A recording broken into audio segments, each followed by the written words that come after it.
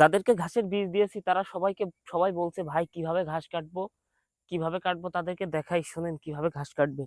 এভাবে ধরে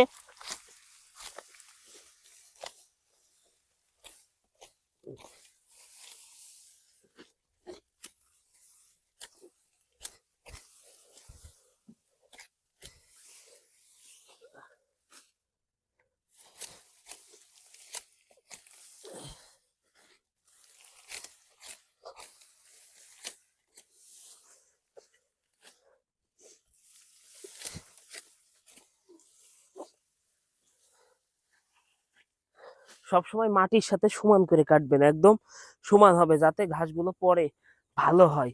এ দেখেন এক একটা ঝোপায় কত পরিমাণ ঘাস, দেখেছেন? সবসময় মাটি সমান করে ঘাস কাটতে হবে।